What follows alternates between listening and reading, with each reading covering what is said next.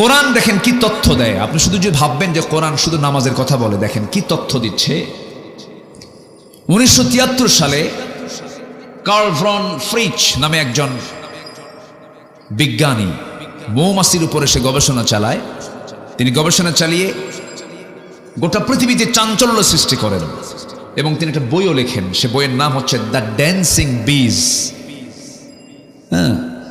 তো উনি কিছু তথ্য দেন, যে তথ্য তিনি দিয়েছেন, যে তথ্যের ভিত্তিতে তিনি নোবেল পুরস্কার পাইছেন, সেই তথ্য 1500 বছর আগে কোরআন দিয়ে দিয়েছে।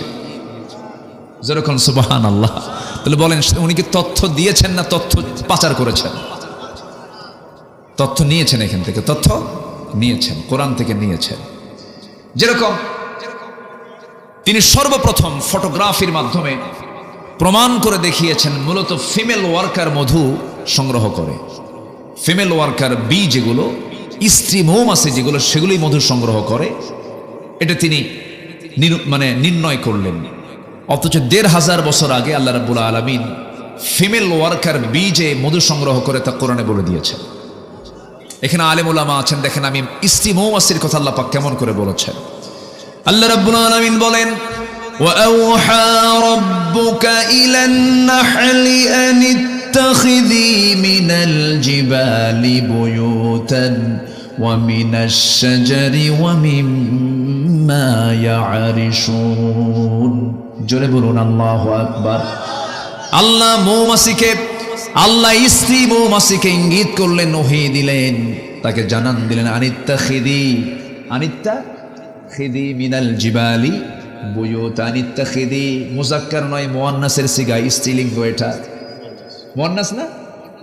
আল্লাহ রাব্বুল আলামিন স্ত্রী মৌমাছিকে জানান দিলেন, তোমরা কি করো, বাসা বানাও পাহাড়ের পাদদেশে, গাছের ডালে ডালে। এই যে স্ত্রী মৌমাছিকে মৌচাক বানাতে বললেন, এই তথ্য 1500 বছর আগে দিয়েছেন তিনি কে? আল্লাহ দিয়ে দিয়েছেন। কোরআন মানব রচিত নয়। আবার ওই বিজ্ঞানী প্রমাণ করতে গিয়েছেন, তিনি বলছেন যখন কোনো কর্মী মৌমাছি নতুন ফুলের বাগান অথবা উদ্যান খুঁজে পায়, তখন সে অন্য মৌমাছিদের সঠিক পথের দিক নির্দেশনা দেয়। কার্ল ভন ফ্রিচ এই নাচের নামটা দিয়েছেন ওয়াগাল ড্যান্স, যা পৃথিবী জুড়ে সাড়া ফেলে। অথচ এই তথ্য কোরআনের কাছে অনেক পুরাতন। কোরআন আগে জানিয়ে দিচ্ছে, সুম্মা কুলি মিন কুল্লি সামারাতি ফাসলুকি সুবুলা রাব্বিকি যুলুলা। জোরে বলুন আল্লাহু আকবার। আল্লাহু আকবার বলেন। কোরআন কত আগে তথ্যগুলো দিয়ে দিচ্ছে। এরপরে আমরা যে মধুগুলো খাই, যে মধু পান করি, এই মধুটা বর্তমান সময়ে এসে বিজ্ঞানের নিখুঁতভাবে গবেষণা করে বের করেছেন, এই আসলে মধু বের হয় মৌমাছির পেট থেকে, মৌমাছির পেট থেকে বের হয়। এই আশ্চর্য তথ্যটি মহান রব্বুল আলামিন এই তথ্যটাও 1500 বছর আগে দিয়েছেন। ইয়াখরুজু মিন বুতুনিহা, আছে না, يخرج من بطونها شراب مختلف ألوانه فيه شفاء للناس إن في ذلك لآية لقوم يتفكرون। জোরে বলুন আল্লাহু আকবার। আল্লাহ বলেন তার পেট থেকে এমন পানীয় বের হয় যা রং ভিন্ন ভিন্ন জাতে রয়েছে মানুষের জন্য সমস্ত রোগের নিরাময়। নিঃসন্দেহে এতে নিদর্শন রয়েছে সেই কওমের জন্য যারা চিন্তা ফিকির করে। জোরে বলি সুবহানাল্লাহ। সম্মানিত ভাইয়েরা, সম্মানিত বন্ধুগণ, সুন্দরবন কাছে তো টের পান না।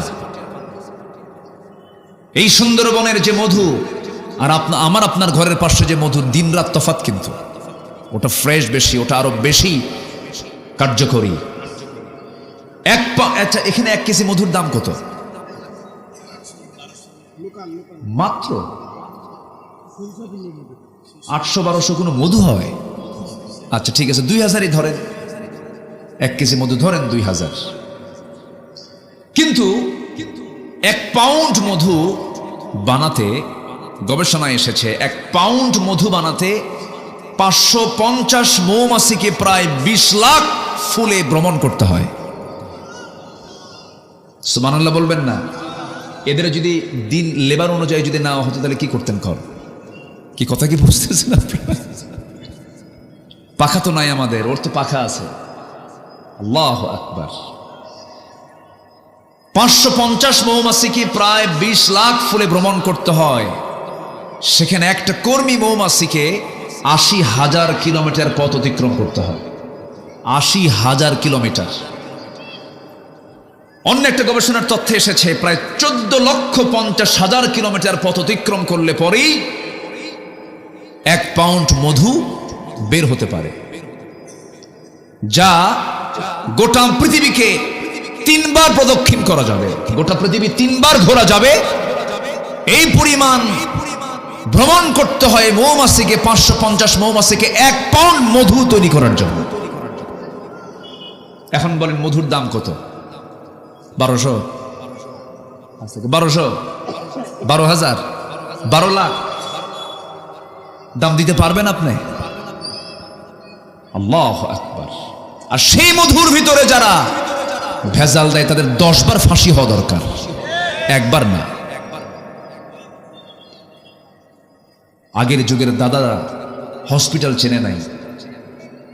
আগের যুগের দাদিরা চশমার জন্য দোকানে যায় নাই। যা খেয়েছেন ভেজাল মানুষও ছিল না, ভেজাল খাদ্যও ছিল না। এখন মানুষও ভেজাল, খাদ্যও ভেজাল। কোরআন তো শেফা। কোরআন পড়লে, কোরআন মানলে অসুখও হবে না। বলি আলহামদুলিল্লাহ, জোরে বলি আলহামদুলিল্লাহ। আবার দেখেন এই মৌচাকের মধু যেন নষ্ট না হয়। এই মৌচাকের ভিতরে স্বাভাবিক তাপমাত্রা হচ্ছে 35 ডিগ্রি সেলসিয়াস। 35 degree Celsius. ধরেন এখন আমাদের এখানে তাপমাত্রা আছে, আজকে একটু গরম বেশি, 25-26 হবে। 25-26 ডিগ্রি সেলসিয়াস যদি তাপমাত্রা হয়, মৌচাকের ভিতরে নরমালি তাপমাত্রা থাকতে হবে মধুগুলোকে ঠিক রাখার জন্য 35 ডিগ্রি সেলসিয়াস। যদি কখনো তাপমাত্রা এর কম 30 ডিগ্রিতে নেমে আসে, তখন মৌমাছিগুলো সবাই একত্রিত হয়ে তাদের ডানাগুলো ঝাঁপায়া বারবার নড়ায়া তাপমাত্রা বাড়ায় ফেলে। জোরে বলি সুবহানাল্লাহ। আচ্ছা, আবার যদি তাপমাত্রা বেশি হয়ে যায় তখন ওদের পাখাটা উল্টা করে আবার ঝাপড়ায়, উল্টা করে, যেন তাপমাত্রাটা যেন বাহির থেকে কিছু বাতাস ঢুকে যেন তাপমাত্রা 35-এ চলে আসে। কেউ তো সুবহানাল্লাহ বললেন না। সব তথ্য কোথায় আছে বলেন তো? বলেন কোন কোথায় আছে? কোথায় আছে?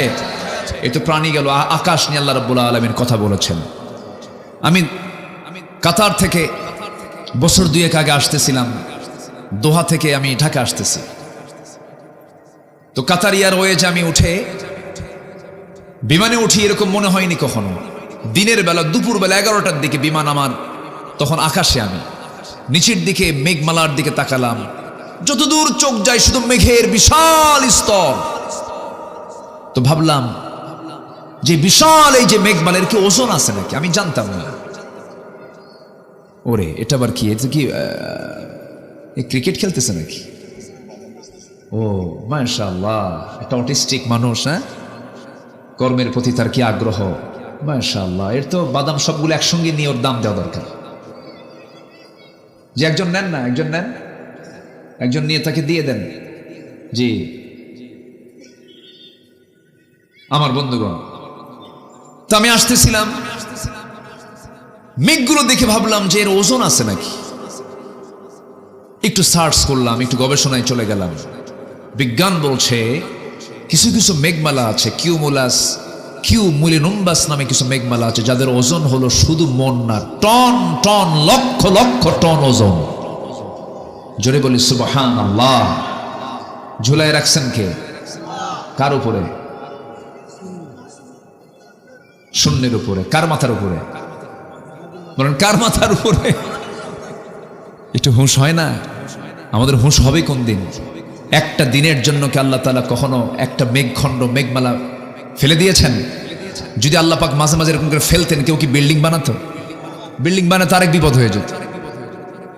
একটা দিন মিসিং হলো না। আবার এই মেঘমালাগুলো আল্লাহ রাব্বুল আলামিন বায়ু প্রবাহের মধ্য দিয়া উড়ায় নেন, ঘোরায় নেন। আবার যখন পানিগুলো জমিন থেকে তোলেন ওয়াটার সাইকেল অনুযায়ী পানি চক্র আকারে, আল্লাহ কোরআনে মেটেরোলজিক্যাল সায়েন্স নিয়ে কথা বলেছেন, আবহাওয়া বিজ্ঞান নিয়ে কথা বলেছেন। আবহাওয়া বিজ্ঞান 19 শতক 20 শতকে সে তথ্য দিয়েছে, 1000 বছর আগে কোরআন সেই তথ্য আগিয়ে দিয়েছে। জোরে করে সুবহানাল্লাহ। আমার বন্ধুগণ, এই যে মেঘগুলো আমরা দেখি, আজকেও সারাদিন মেঘ মেঘ ভাবছিল। এই যে মেঘ জমিন থেকে আল্লাহ রাব্বুল আলামিন তুলে নিয়েছেন, তুলে নেন ওয়াটার সাইকেলের মধ্য দিয়া, পানি চক্রের মধ্য দিয়া। আমার আপনার বাড়ির সামনের ময়লা পানিগুলোকে ফিল্টারিং করে, সমুদ্রের লবণ পানিকে ফিল্টারিং করে লবণগুলো রেখে দিয়া মিঠা পানি আকাশে উঠায় নেন। সেই পানি আকাশে উঠায় নেওয়ার পরিমাণ 1 বছরে প্রায় 513 ট্রিলিয়ন টন। জোরে কোন সুবহানাল্লাহ। 513 trillion ton, trillion million billion না, 513 ট্রিলিয়ন টন পানি জমিন থেকে তোলেন। এটা বিজ্ঞানীদের একটা মেজারমেন্ট, এর কম বেশি একটু হতে পারে। তাহলে এই পানি সিস্টেম যদি এরকম না করে আল্লাহ যদি মানুষকে দায়িত্ব দিতেন, তাহলে গোটা দুনিয়া শুধু পাইপ দিয়েই ভরা থাকতো। কি দিয়ে ভরা থাকতো? কোন পাইপ দিয়া। আর আল্লাহ তাআলা কি সুন্দর করে এমন ফিল্টার দিয়েছেন, সেই ফিল্টার দেখাও যায় না। কি উন্নত প্রযুক্তি আল্লাহ তাআলার। জমিন থেকে পানি তুলতেছেন, লবণ রেখে দিয়া, পচা আবর্জনা রেখে দিয়ে সুন্দর ফ্রেশ পানি তুলতেছেন। আল্লাহু আকবার বলেন। কে চালান? আসতে বল, কে চালান? কি পরিমাণ পানি তোলেন? যে পরিমাণ পানি বৃষ্টি আকারে আসে। বিকাদারিন বিমাইন বিকাদারিন, আল্লাহ পাক পরিমাণ মতো পানি তোলেন, অপরিমাণ মতো না। জোরে বলি সুবহানাল্লাহ। কার অবদান? আসতে বলবেন না, কার অবদান? আল্লাহ। এরপরে আল্লাহ রাব্বুল আলামিন লোহা নাজিল করেছেন। কি নাজিল করেছেন বলেন তো? লোহা।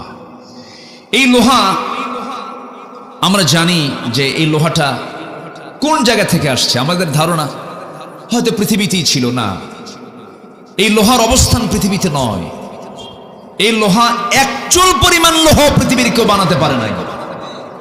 লোহাটা সম্পূর্ণ কার? আসতে বলবেন না, কার? লোহা নামে একটা সূরা আছে, তার নাম কি বলেন? হাদিদ। মৌমাছি নামে একটা সূরা আছে, তার নাম কি? নাহাল। তাহলে মৌমাছি বললাম, এখন হাদিদে আসেন লোহা। এটা সূরার নামকরণ করা হয়েছে, মানে কি বহু তথ্য এর মধ্যে আছে। পৃথিবীতে যেটাই করতে যাবেন আগে কি দরকার? কি দরকার বলেন? লোহা দরকার কিনা বলেন? এই মেটাল ছাড়া কিছু হবে? হবে না।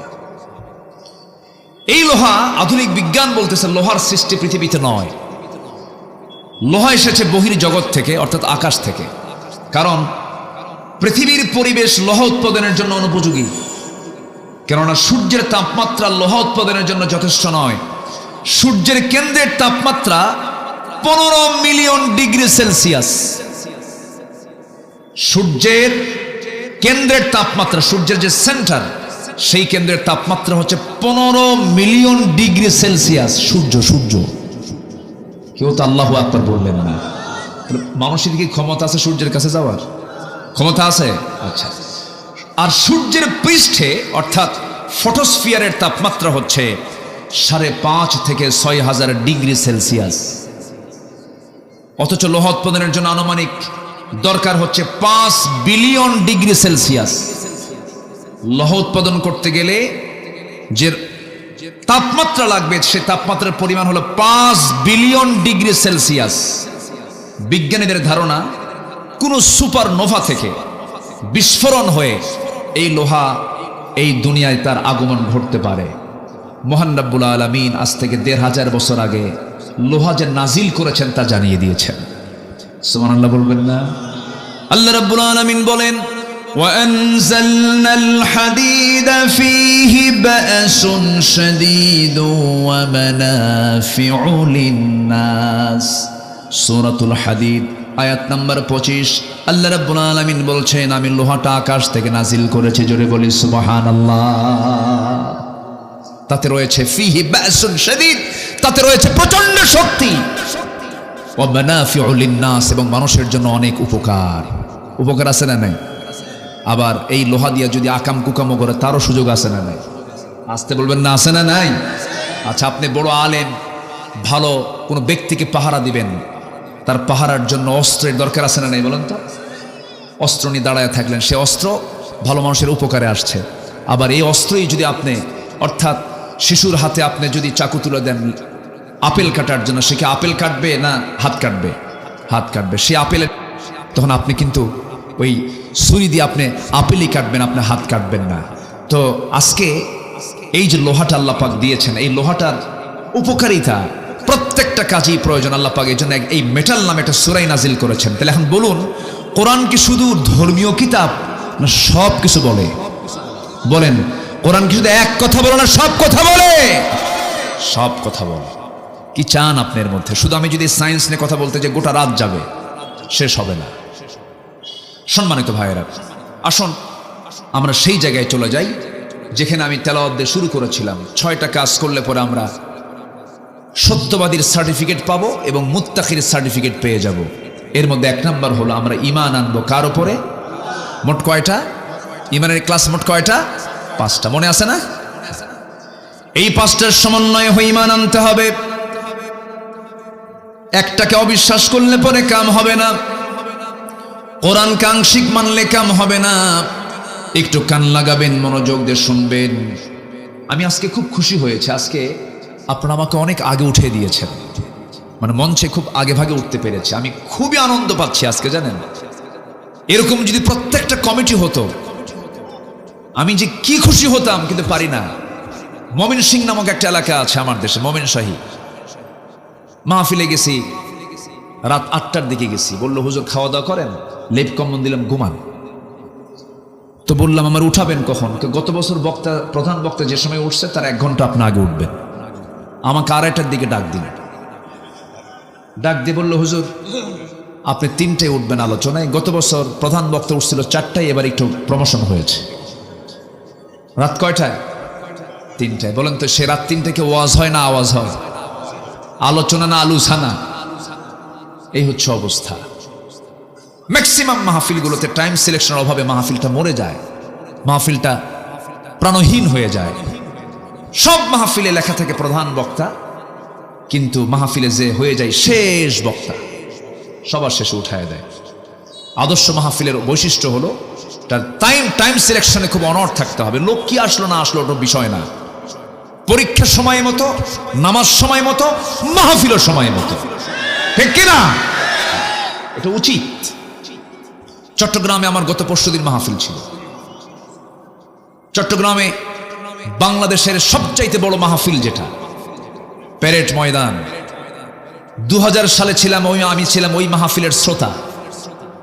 2000 সালে আমি মাহফিলে গিয়েছি কক্সবাজারে।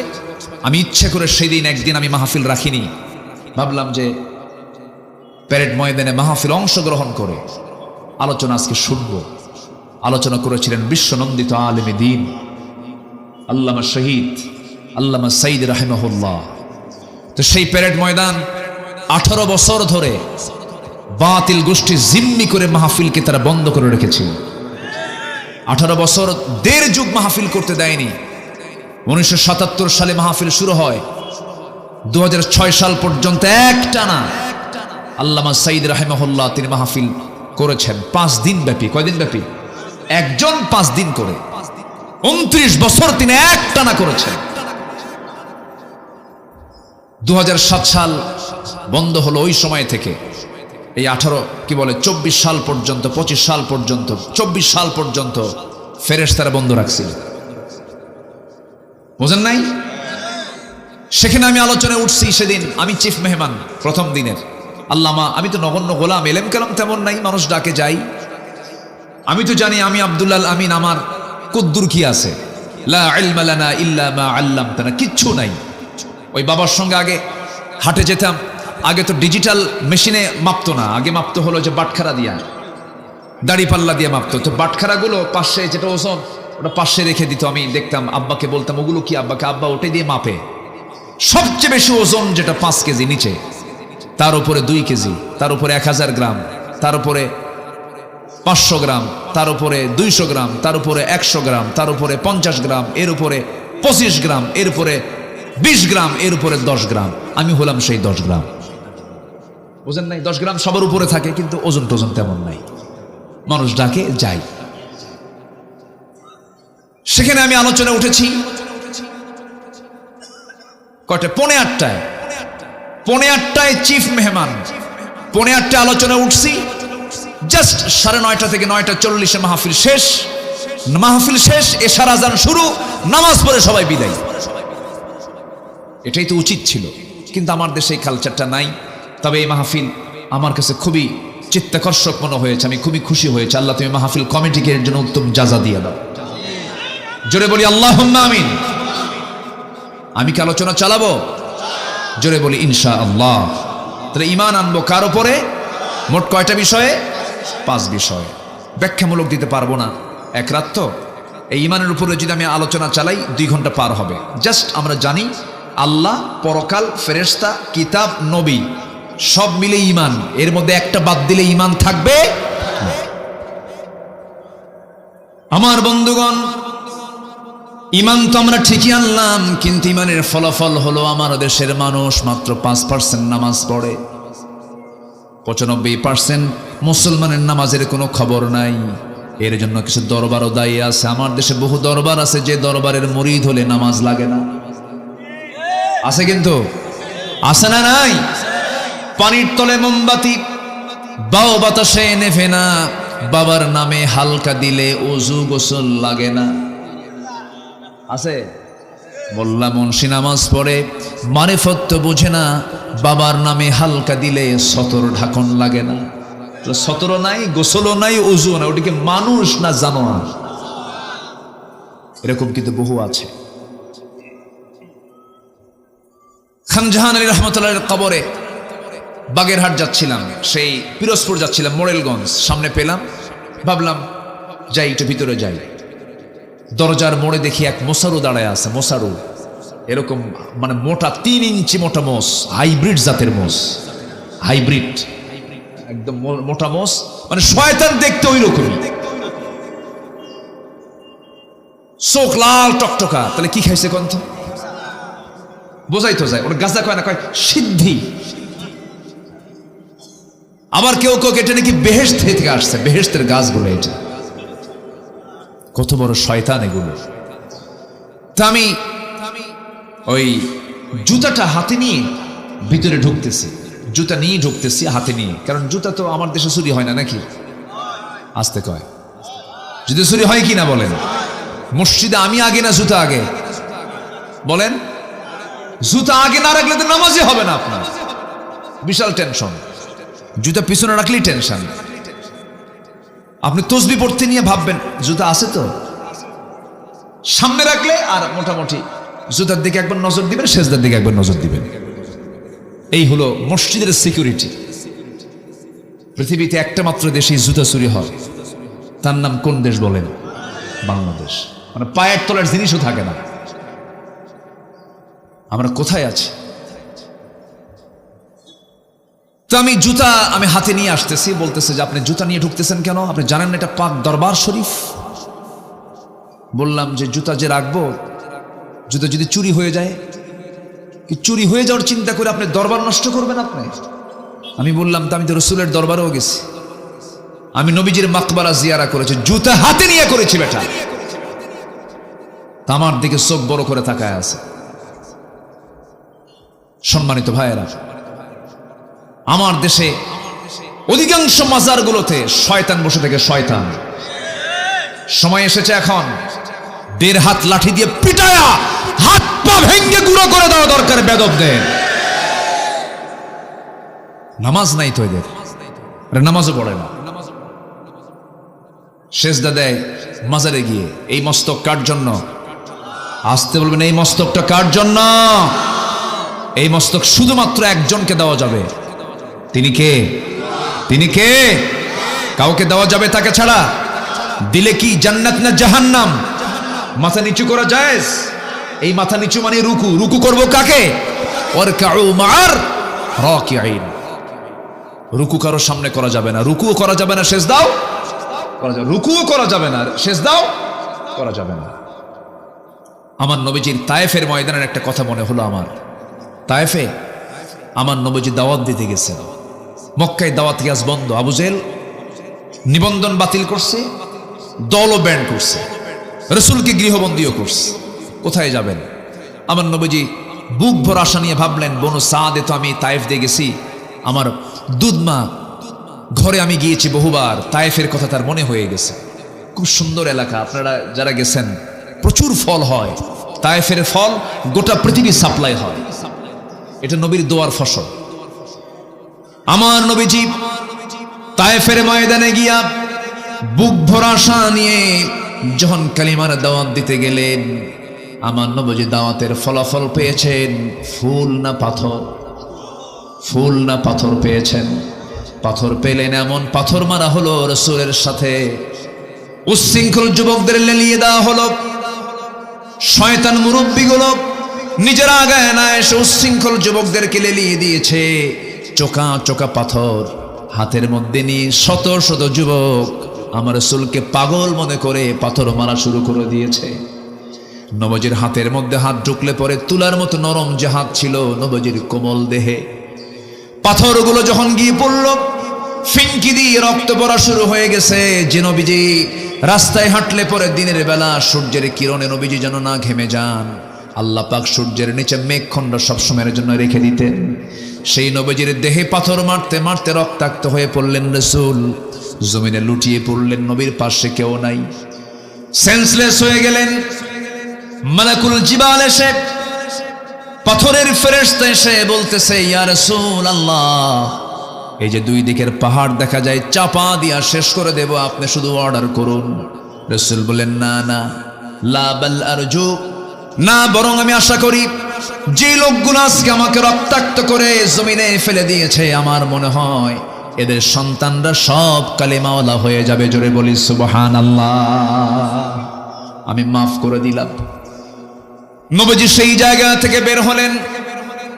3 দিন 4 দিন তিনি খান নাই, পেটে কোনো খাবার যায় নাই, পানিও যায় নাই। আমার নবীজি দৌড় মারা শুরু করলেন যেন তারা আবার না অ্যাটাক করতে পারে।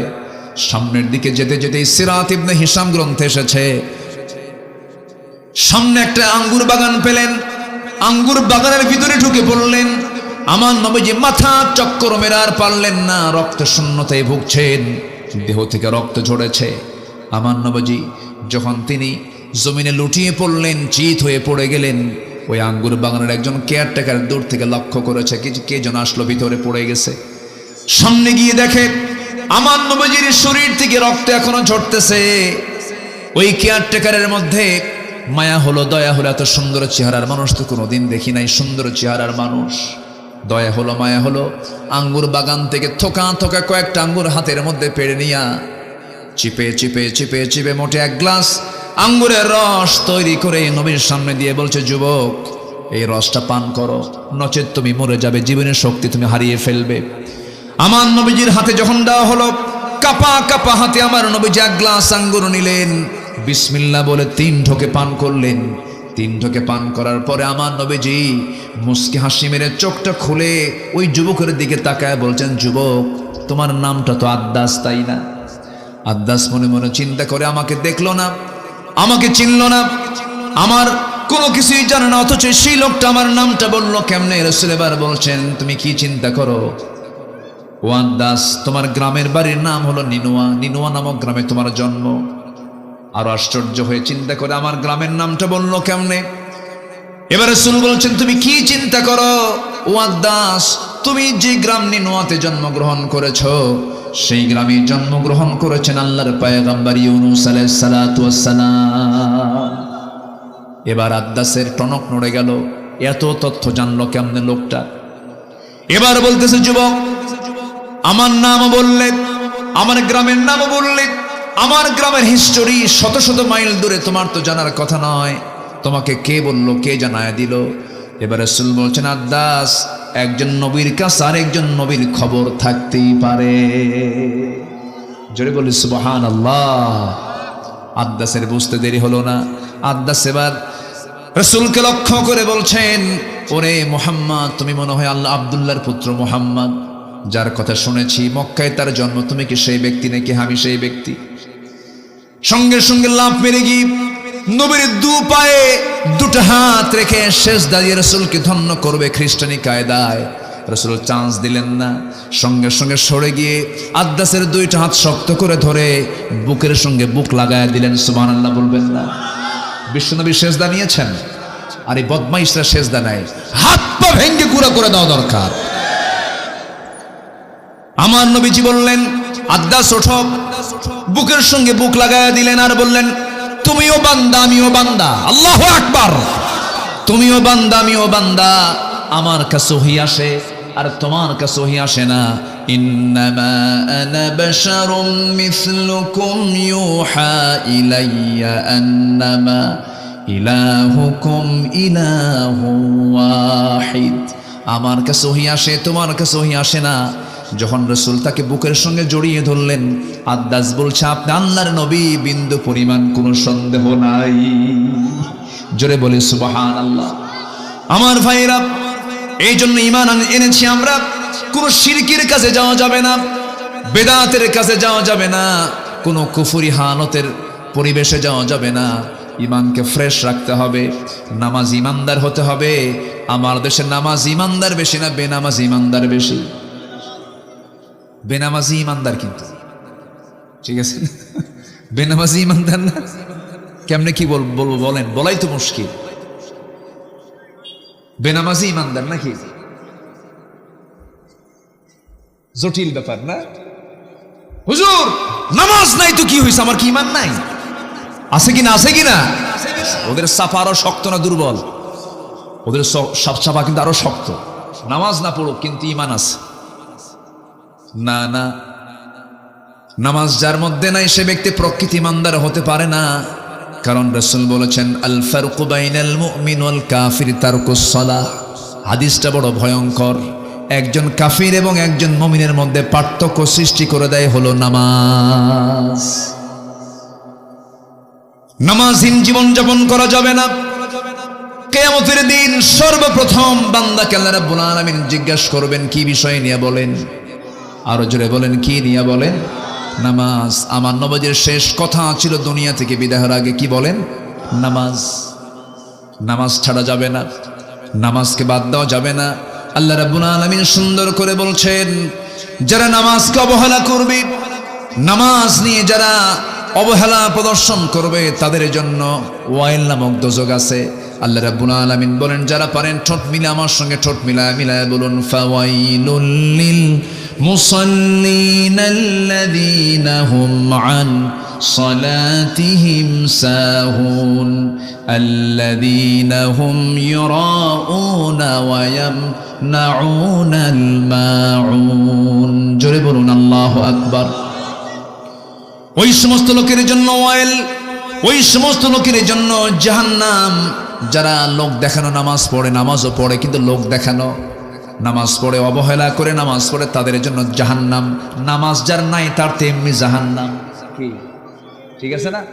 যারা লোক দেখানো নামাজ পড়ে তাদের জন্য কি? জাহান্নাম। যারা অবহেলা করে নামাজ পড়ে তাদের জন্য কি? জাহান্নাম। আর যারা নামাজ না পড়ে জান্নাতি। নামাজ পড়েও জাহান্নামে যাবে, আর নামাজ না পড়লে কই যাবে?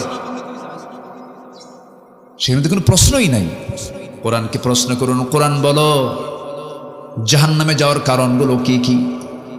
কোরআন বলে দিচ্ছে, মা সালাকাকুম ফি সাকার ক্বালু লাম নাকু মিনাল মুসাল্লিন ওয়া লাম নাকু নুতঈমুল মিসকিন। জাহান্নামবাসীকে বলা হবে, ও সাকারের অধিবাসী। সাকার একটা দোজখের নাম।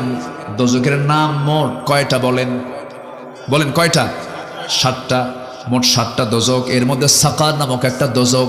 সাকারের অধিবাসীকে বলা হবে, ও সাকারের অধিবাসী, আজকে তোমার সাকারে কেন, দোজখে কেন? তারা বলবে, 4টা কাজ করে আসি নাই। কয়টা কাজ শুনবেন? আগ্রহ আছে? নাম্বার 1 হলো নামাজ। আজান শুনেছি খুব সুন্দর করে, মুয়াজ্জিন আজান দিয়েছে।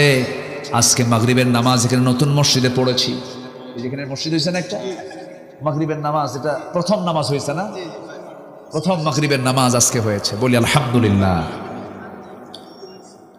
আজান হয়েছে, আজান শুনেছি, মসজিদে যাই নাই, নামাজে আদায় হয় নাই, নামাজে হাজির হই নাই।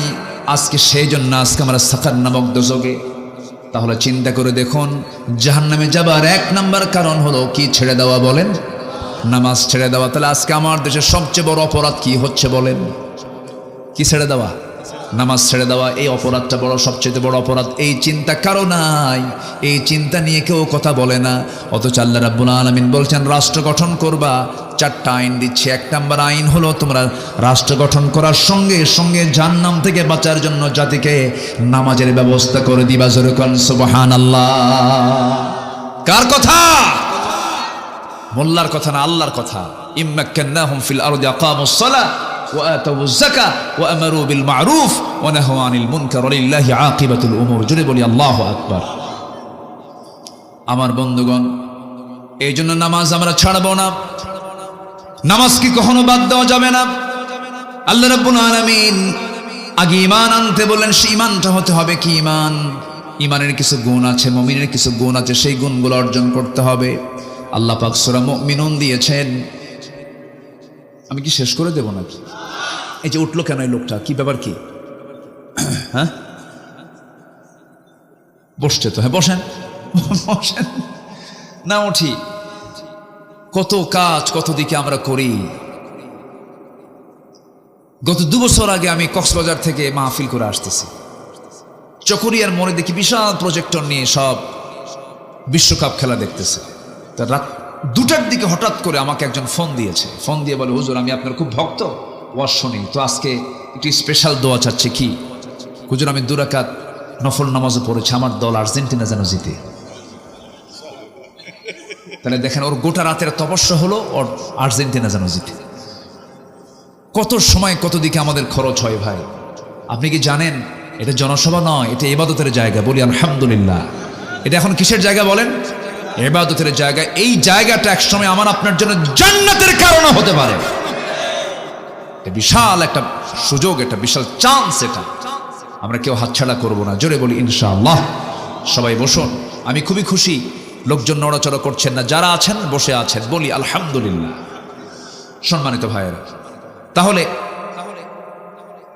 আমরা ঈমান এনেছি কিন্তু ঈমানের গুণ নাই। ওটা কি ঈমান আনা হলো বলেন তো? ছাত্র কিন্তু পড়ে না। বলেন তাহলে কি সে ছাত্র? ছাত্রের কাজ কি হবে? পড়া। আর ঈমানদারের কাজ কি হবে? গুণগুলো নিজের ভিতরে উপস্থিত করা। ঈমানদারের গুণ কি? আল্লাহ রাব্বুল আলামিন কাফিরকে চেনার জন্য কাফিরুন দিয়েছেন, মুনাফিককে চেনার জন্য সূরা মুনাফিকুন দিয়েছেন, আবার মুমিনকে চেনার জন্য সূরা মুমিনুন দিয়েছেন।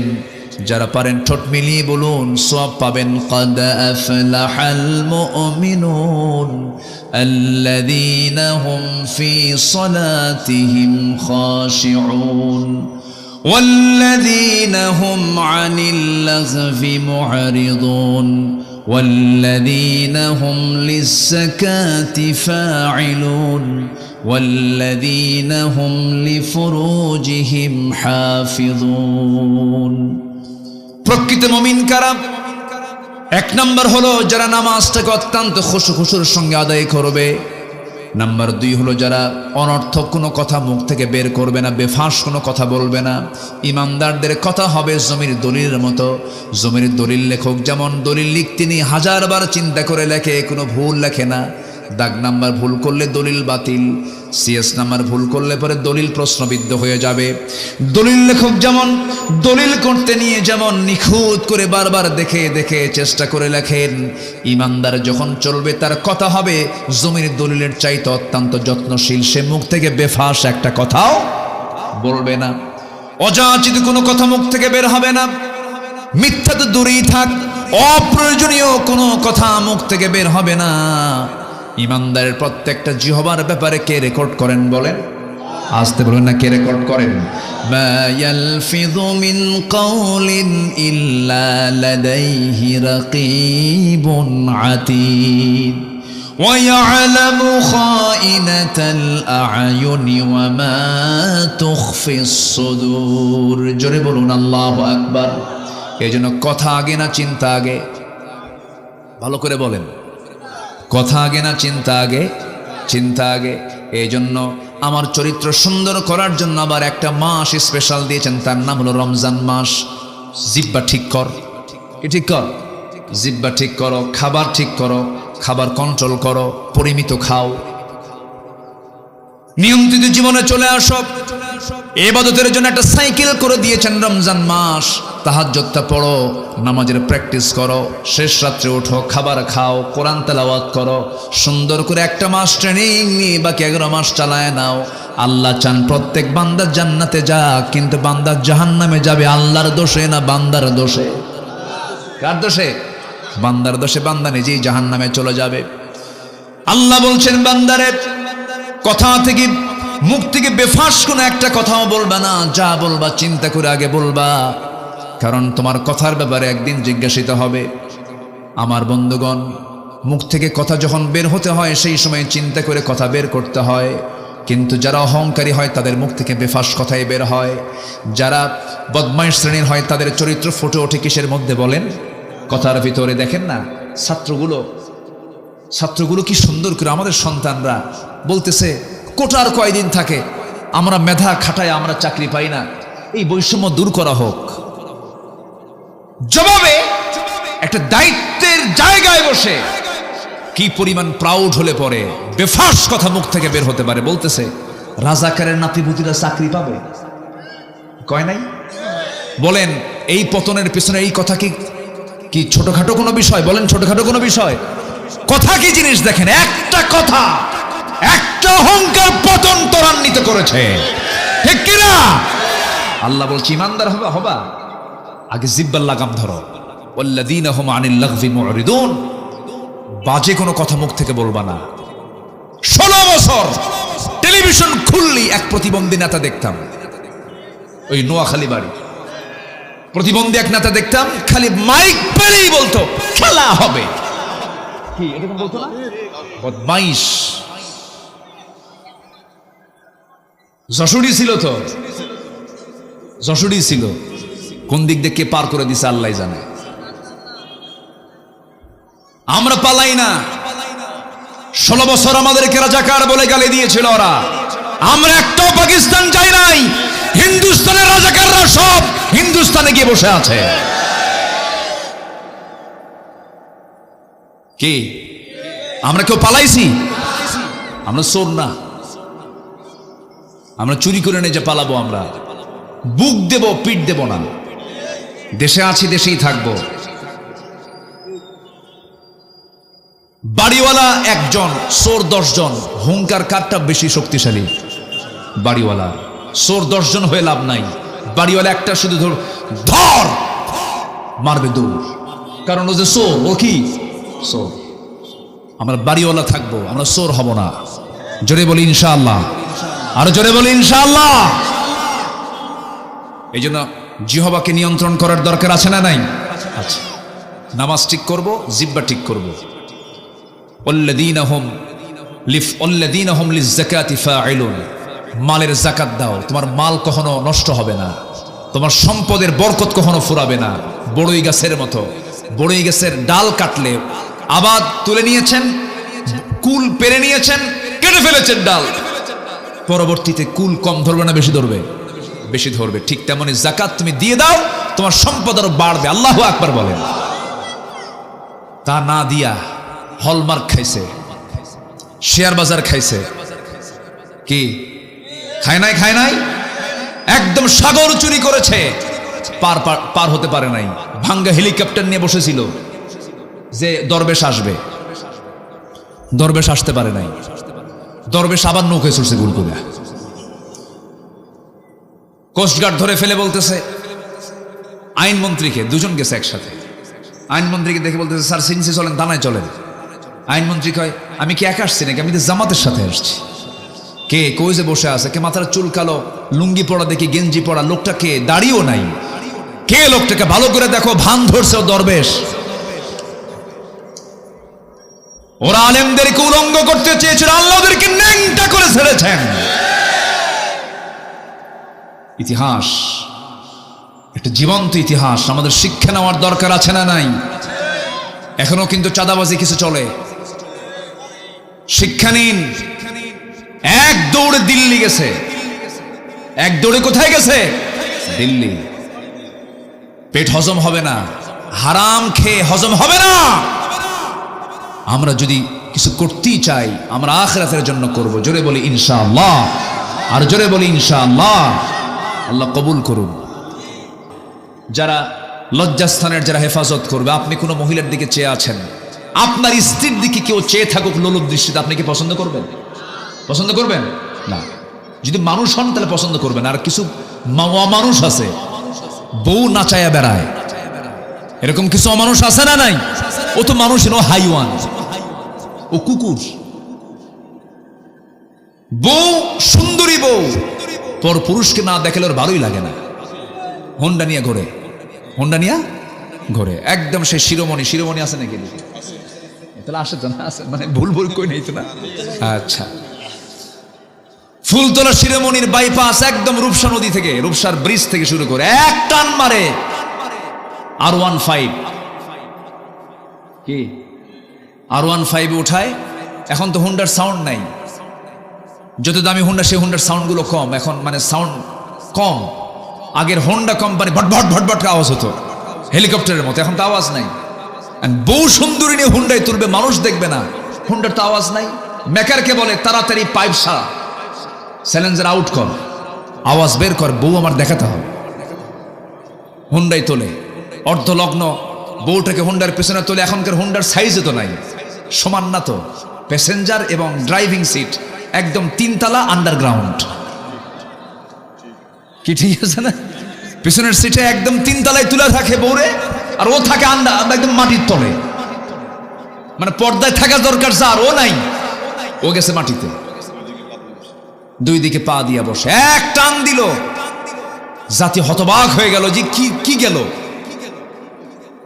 সন্ধ্যার আগ দিয়ে রূপসার তীরে হলদেটে রঙিন সূর্যের নিচে আইফোন 16 প্রো ম্যাক্স ফোন দিয়ে, যেন ছবিতে কোনো কিছু কালিমা না থাকে, একদম ফ্রেশ একখান ছবি, অর্ধলগ্ন ছবি তুলে, লাল লিপস্টিকওয়ালা ছবি তুলে ফেসবুকে আপলোড দিয়ে বলে, প্রিয় বন্ধুরা আসুন আমার বউটাকে সবাই জামাতের সাথে দেখি।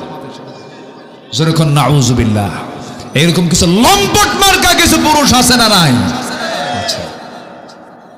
আল্লাহ বলছেন আল্লাযীনা হুম লিফুরুজিহিম হাফিজুন, যারা লজ্জাস্থানকে হেফাজত করবে, আমি আল্লাহ তাকে নিজের হাতে জান্নাতুল ফিরদাউসের চাবি তুলে দেব। কার কথা? কার কথা? আল্লাহর কথা। তাহলে নামাজটা রেগুলার, বাজে কথা বাদ, যাকাত ঠিক মতো, এরপরে লজ্জাস্থানকে হেফাজত করা।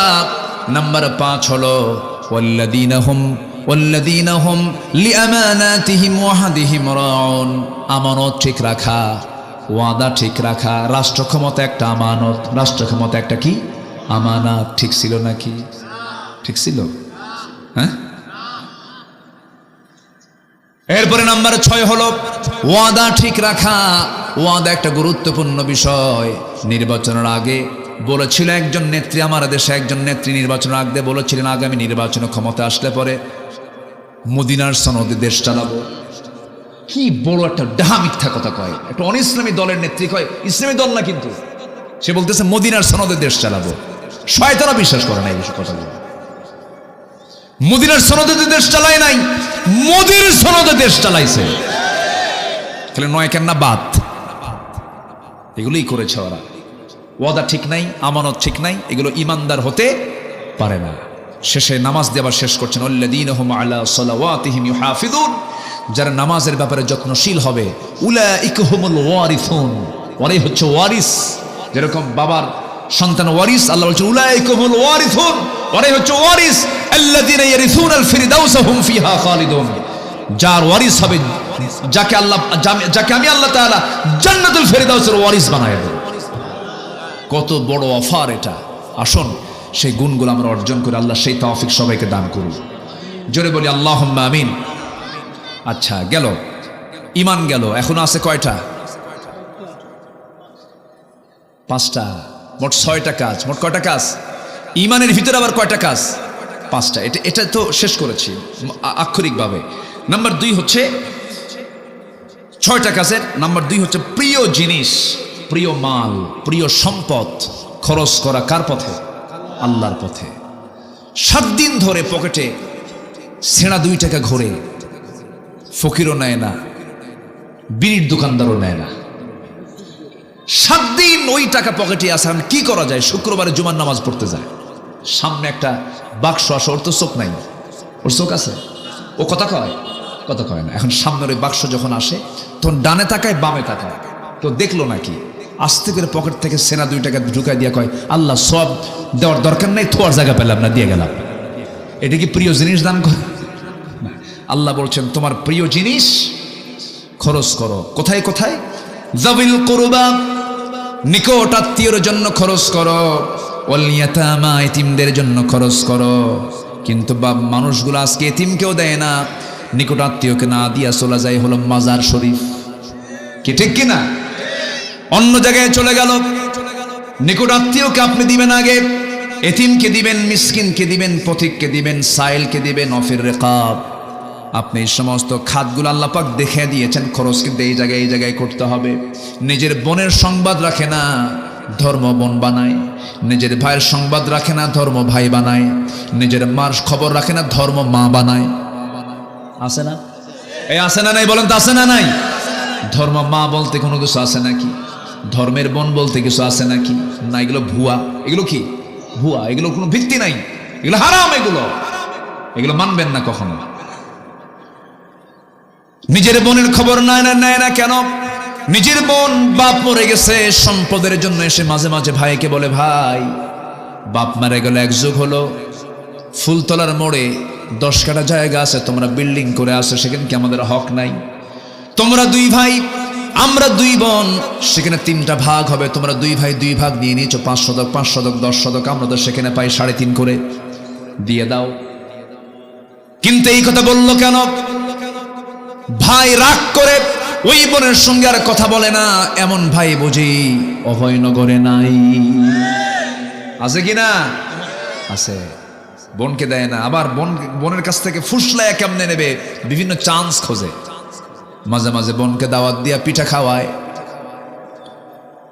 মাঝে মাঝে বোনকে দাওয়াত দিয়া কুমিল্লার রসমালাই, টাঙ্গাইলের চমচম, নাটোরের কাঁচাগোল্লা, বগুড়ার দই, যশোরের খই, আর কি আছে যশোরে? খেজুরের গুড়। আচ্ছা, হ্যাঁ, আমার বন্ধুগণ সবগুলো এক জায়গায় জড়ো করে বোনকে খাওয়ায়, পাশে বসায় বলে, বোন আমার, তুমি আমাদের সবার বড় বোন, মা মরে গেছে, বাপ মরে গেছে, তুমি আমাদের মুরব্বী বোন, রাগ কইরো না, সংসার হয়ে গেছে, তোমার ছেলে মেয়ে হয়ে গেছে, বিয়ে দিছো, আমাদের অংশে তোমার অংশ আছে, তোমার বাবার অংশ আছে, তুমি কিছু পাবে, ঠিক আছে, কিন্তু বোন একটা কথা বলি, কি অংশ নিলে কিন্তু ধ্বংস হয়। দেখেন কত বড় শয়তান ওটা, আছে না নাই? ফতুয়া মানলো, অংশ নিলে ধ্বংস হয়। ঈমান আছে? আজ থেকে ঈমান আছে? আল্লাহ বলতেছেন লিযযাকিরি মিসলু হাজ্জিল উনসাইন, এবং শেষের দিকে বলছেন তিলকা হুদুদুল্লাহ, এগুলো আমার সীমা, এগুলো লঙ্ঘন করবি না, লঙ্ঘন করবি জাহান্নামে ঢুকাবো আমি। যার যে অংশ ভালো করে পাই টু পাই হিসাব করে দিয়ে দিবি। লুঙ্গি রেখে গেছে 3টা বাপ, লুঙ্গিটা ভাগ করে দিবি। এটা ইনসাফ। এটা কি ইনসাফ? কার কথা? কার কথা? কার কথা? আল্লাহর কথা। কোনো কম বেশি করা যাবে না, কোনো কম বেশি করা যাবে না। বরঞ্চ আল্লাহ পাক আগে মেয়ের অংশ, লিযযাকিরি মিসলু হাজ্জিল উনসাইন, আগে ছেলে না মেয়ে, আগে মেয়ের অংশ আল্লাহ পাক আগে বুঝাই দিয়েছেন, মেয়েকে আগে বুঝাই দেয়। তাহলে সম্পত্তি বন্টন আগে শর্ত হলো ছেলেরা বুঝে পাবে না মেয়েরা বুঝে পাবে? মেয়ে। এরপরও নারী সমাজ কয় ইসলাম মেয়েকে ঠকাইছে। একটা নারী স্বামীর সম্পদ পায়, তারপরে ছেলের সম্পদ পায়, বাবার সম্পদ পায়, মায়ের সম্পদ পায়, স্বামীর সম্পদ পায়, কতগুলো খাত তার, সবগুলো জড়ো করলে স্বামীর চাইতে বউয়ের সম্পদ বেশি হয়ে যায়। এক সময় হয়ে যায় স্বামীর সম্পদের, পুরুষের সম্পদের ক্ষয় আছে, আর ওদের সম্পদের কোনো ব্যয় খালি জমে, খালি কি জমে, কোনো ক্ষয় নাই। এরপরে বলতেছে ইসলাম নারীকে ঠকাইছে। ওরা জানেই না ইসলাম নারীকে ঠকাই, জেনে জিতে, জানেই না, না জেনেই বলে। আল্লাহ তুমি মাদেরকে বোঝার তৌফিক দিয়ে দাও, পর্দা করার তৌফিক দিয়ে দাও। পশ্চিমাদের সংস্কৃতি হলো তারা চামড়া দেখাবে, তারা চামড়া দেখায় ওরা ওদের দাম হাসিল করে। কিন্তু মুসলমানরা চামড়া দেখাবে না, চামড়া ঢেকে রাখবে। মেয়েরা চামড়া দেখাবে না, চামড়া ঢাকবে। ইউরোপ আমেরিকা চামড়া দেখাবে, আর মুসলমানরা কি চামড়া ঢাকবে। এটাই হচ্ছে মুসলমানদের সৌন্দর্য। আসুন আমরা আমাদের পরিবারকে ইসলাম দিয়ে সাজিয়ে তুলি, ইসলাম দিয়ে সাজাবো। জোরে বলে ইনশাআল্লাহ। না রং দিয়ে সাজাবো? বলেন কি দিয়ে সাজাবো? ইসলাম দিয়ে। ইসলামী যে সাজানোর জিনিস, ইসলাম দিয়ে আমরা আমাদের পরিবারকে সাজাবো। আল্লাহ সেই তৌফিক সবাইকে দান করুন। তাহলে মাল খরচ করব কোথায় কোথায়? আগে ধর্ম বোন না নিজের বোন? ধর্ম ভাই না নিজের ভাই? নিজের ভাইয়ের জন্য আগে খরচ করব। মাকে দেব, বাবাকে দেব, বাবাকে মাকে দেব, একদম সলিড নিজের অংশ দেব। আর যদি আপনার একটা ভাই যদি খুব অসহায় হয়ে যায়, গরিব, চলতেই পারছে না, আপনি তাকে না বলে জাকাতের অংশ দিতে পারবেন। এই কথাগুলো বলা দরকার। না বললে অনেকের কাছে অস্পষ্ট থাকে, হাই আমার ভাই জাকাত খাবে। আপনি আপনার নিজের ভাইকে না বলে তাকে জাকাতের অংশ দিতে পারবেন। কিন্তু কখনো ভুল করেও কিন্তু মসজিদেও দেওয়া যাবে না, বাপ মারে দেওয়া যাবে না। কি কথা কি বোঝা গেল? বাপ মা জাকাত খাবে? আসতে কয় বাপ মা জাকাত বাপ মা আপনারটা খাবে, আপনারটা। আপনি যেটা খান সেখান থেকে খাবে। এটা বাপ মার অধিকার। এটা বাপ মার কি অধিকার? বাপ মাকে দেওয়া সুন্নত না ফরজ? ফরজ। আল্লাহ তুমি সবাইকে বোঝার তৌফিক দাও।